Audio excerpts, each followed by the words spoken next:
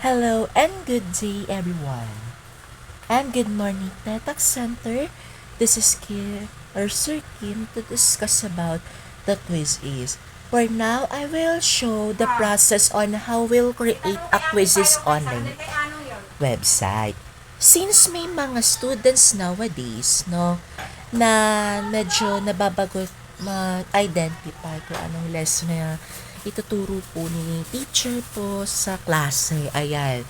So, marami na pong mga quiz online po na nade-develop po sa generation po natin ngayon due to the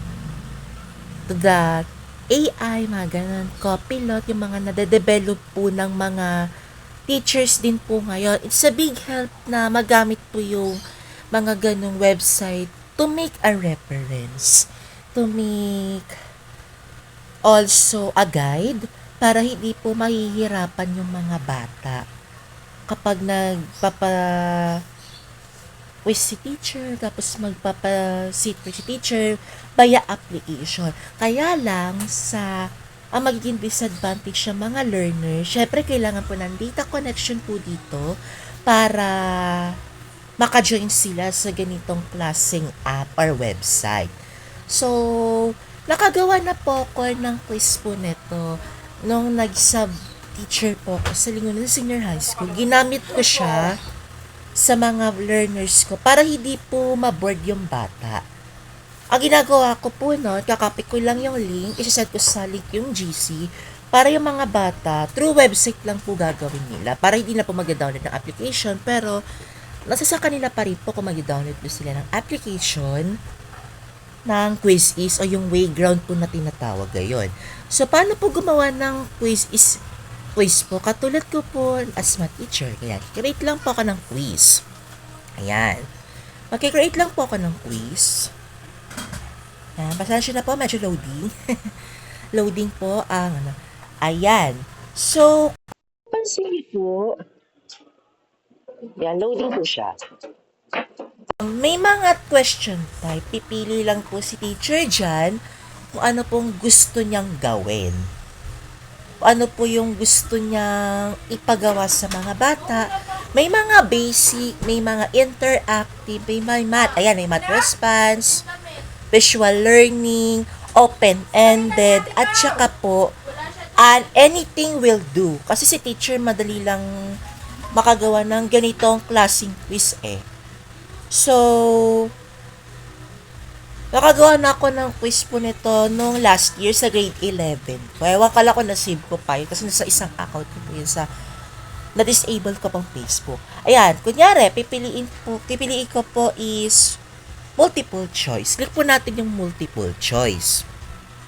Pagka-click po natin ng multiple choice, itatype lang natin yung question. Kunyari, ang question ko sa ang grade level na hawak ko po is Mathematics 11. Ayan, Mathematics 11. Ayoko lang lower math. Gusto ko higher math. Ayan. Gusto ko grade 11. Gusto ko ng grade 11 learners kasi ma-higher math yun. Kunyari, tinanong ko dito, what is the value of x where the given f of x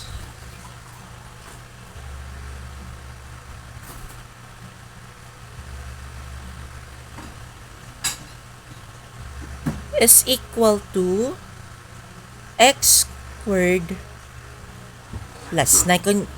Kunyari, ayan, x squared plus 9.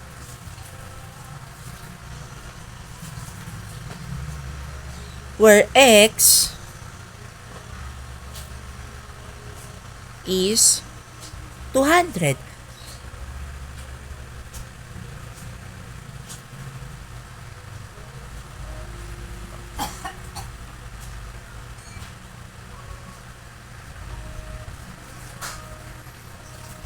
Or f of x, where the given f of x is x squared plus 9, where x is 200.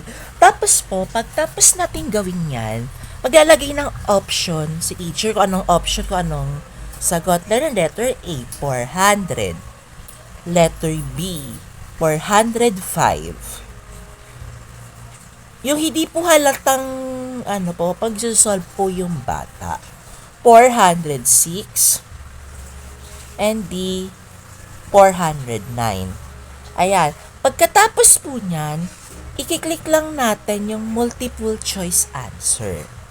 Pagkatapos po ng multiple choice answer,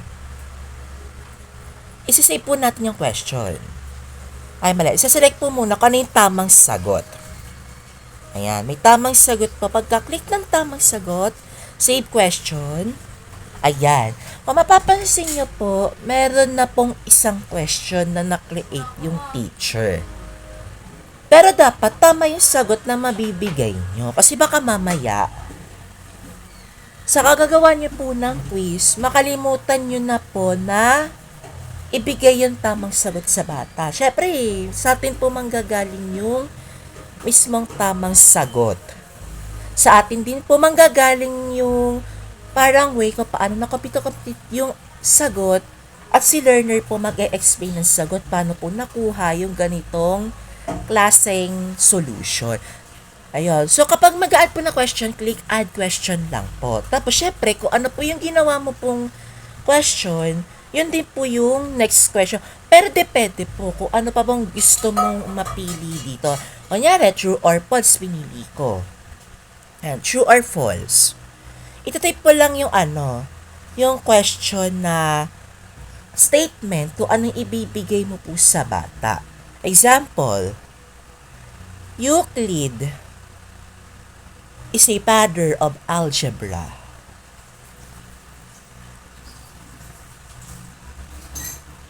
Yan. Pagkatapos mo pong i-type yung question, i-click mo po ulit yung tamang sagot. Syempre, si Euclid is not the father of algebra. Syempre, false yun. Because Euclid is a father of geometry. So, pagkatapos nyan, click mo yung multiple answer question, save question natin.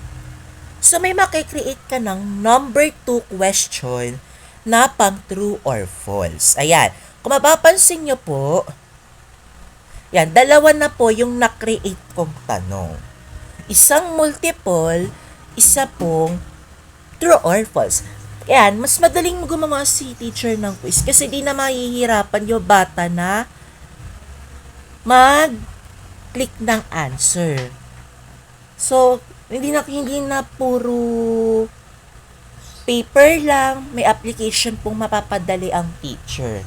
Pwede itong pong magamit kapag classroom observation, demo teaching po, kapag magpapademo po kayo sa mga teacher, ayan, ito po yung gagamitin nyo. Malaking tulong po si quiz is parang kapares lang po siya ni Kahoot.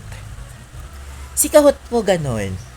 Ginagamit po si Kahoot during quiz din po. Pero minsan may mga Quizlet, ayan, Quizlet, Kahoot, quiz is, ayan. Mas maganda rin pong itong si quiz is kasi may timer. Makakagawa ka rin ng timer dito kung ilang minutes po sasagutan ni bata po or ni learner po yung question. Ayun po, I hope na may natutunan po kayo sa akin discussion po and that it's all. Thank you so much po.